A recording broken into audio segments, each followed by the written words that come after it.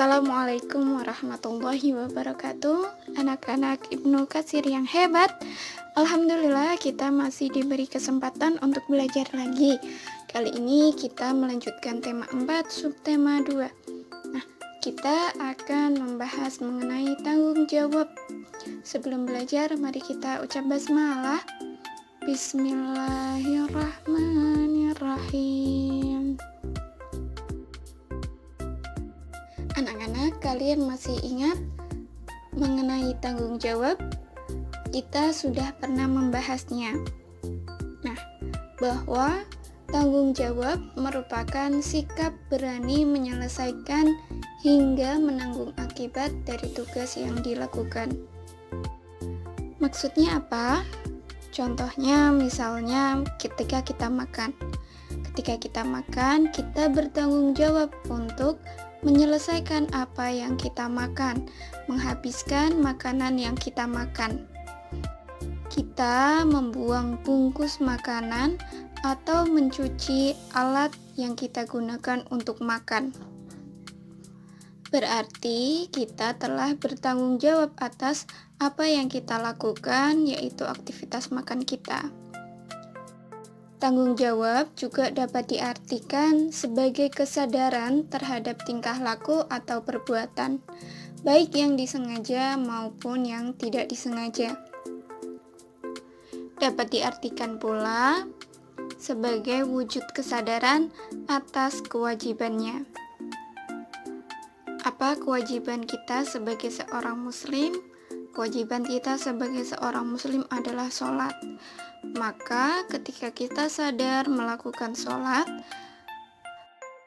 menjalankan sholat 5 waktu tanpa diperintah oleh ayah ataupun bunda, maka kita juga dapat diartikan telah bertanggung jawab sebagai seorang muslim.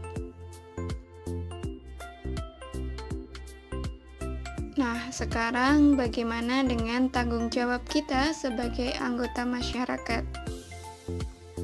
Manusia, kita semua tidak dapat hidup sendiri tanpa bantuan orang lain.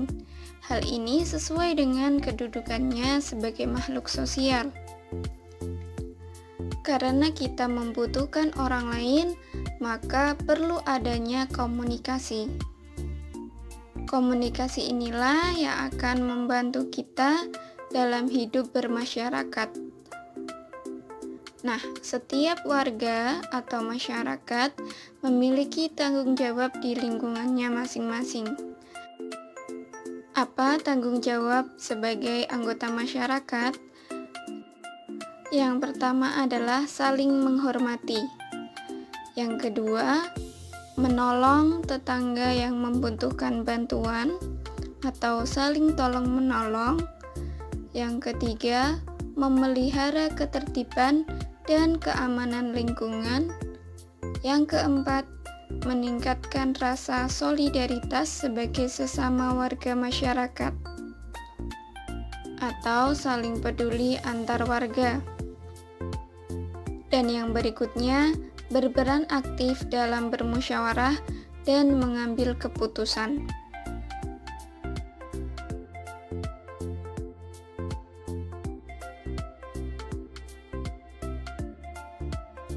Dalam bermasyarakat akan banyak sekali ide ataupun pendapat yang berbeda.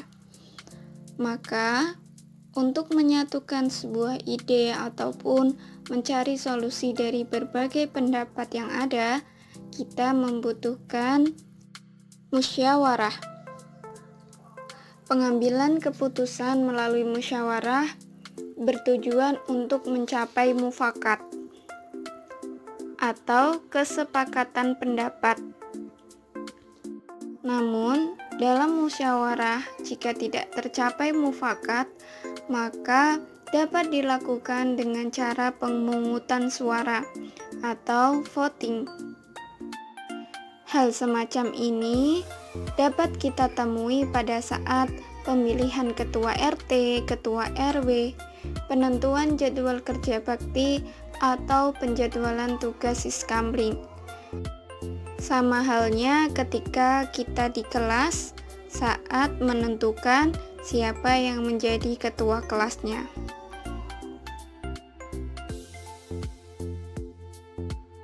Anak-anak, tentunya anak-anak semua belum memiliki hak dan kewajiban dalam mengambil keputusan seperti yang tadi Ustazah jelaskan, yaitu bermusyawarah untuk kepentingan masyarakat.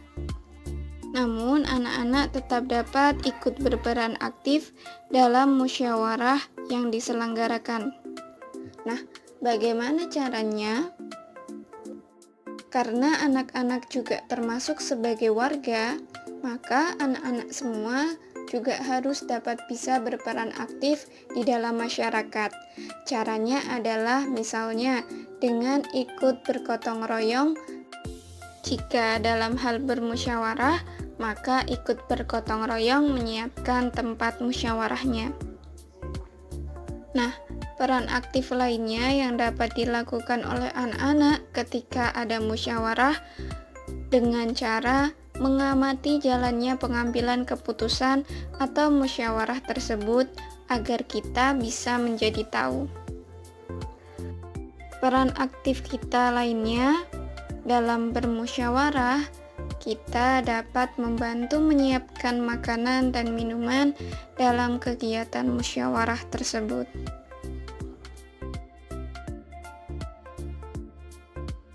Selain sebagai warga, anak-anak semua juga memiliki peran sebagai siswa.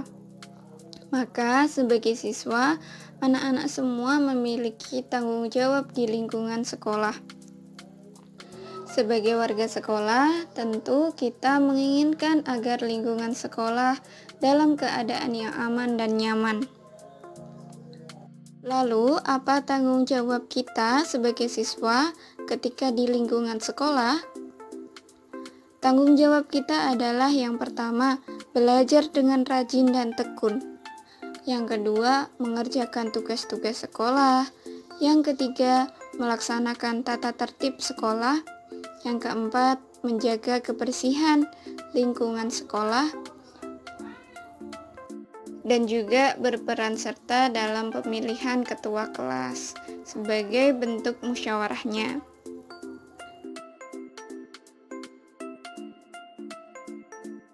Sikap tanggung jawab merupakan salah satu sikap utama yang harus dimiliki oleh orang Muslim. Dalam surat Al-Mudaththir ayat 38, Allah sendiri yang menegaskan bahwa setiap orang bertanggung jawab atas apa yang dilakukannya. Sikap bertanggung jawab hendaknya selalu melekat dalam setiap aktivitas yang kita lakukan. Baik bertanggung jawab pada diri sendiri, bertanggung jawab kepada orang lain, dan bertanggung jawab untuk lingkungan sekitar. Oleh karena itu, anak-anak, mari kita tanamkan dalam diri kita sikap bertanggung jawab agar kita menjadi Muslim yang tangguh.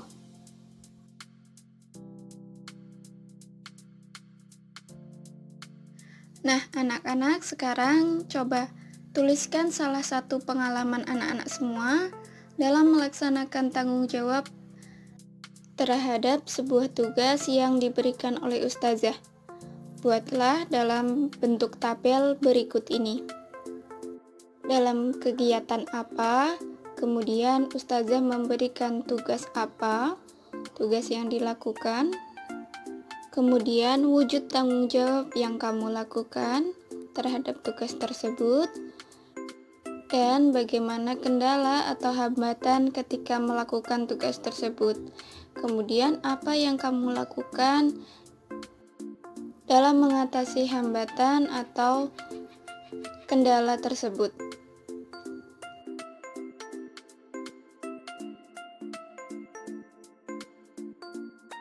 Nah, demikian tadi pembelajaran kita mengenai tanggung jawab. Semoga setelah belajar mengenai tanggung jawab, anak-anak semua dapat menjadi pribadi yang lebih bertanggung jawab. Untuk mengakhiri pembelajaran kita hari ini, mari ucap hamdalah. Alhamdulillahirabbil alamin.